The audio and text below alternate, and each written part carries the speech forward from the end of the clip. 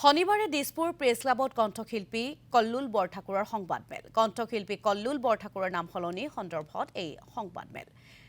আজিৰ পৰা নৱকল্লুল বৰঠাকুৰ নামেৰে জনা যাব কল্লুল বৰঠাকুৰক। লগতে এটা সংগীত ব্ৰেণ্ডো মুকলি কৰে কণ্ঠশিল্পীগৰাকীয়ে। আৰু এই অনুষ্ঠানত নৱকল্লুল নামেৰে এটা সংগীত ব্ৰেণ্ডৰো মুকলি কৰা হয়।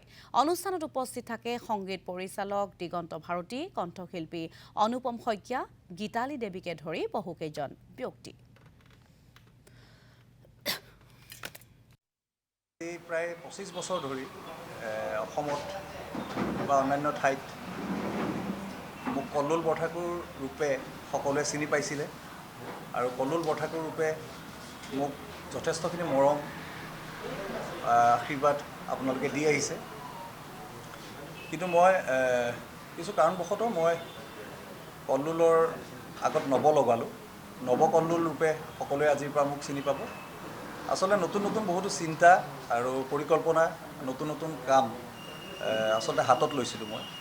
আৰু সেই উদ্দেশ্যে আচলতে মই ভাবিলোঁ মোৰ নামৰ আগত নামটো যাতে নতুন হওক, সকলোবোৰ নতুন হওক।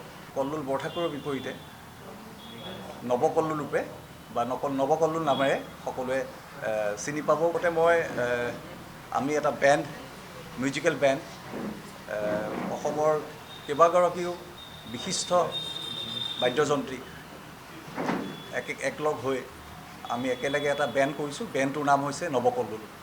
আৰু আমি পৰৱৰ্তী সময়ত আগন্তুক ৰঙালী বিহু আহি আছে আৰু বিভিন্ন অনুষ্ঠান যিবোৰ আমাৰ লগত যোগাযোগ কৰিছে ৰাইজে, আমি সকলোতে নৱকল্লুল বেণ্ড হিচাপেই আমি অনুষ্ঠান পৰিৱেশন কৰিম। এই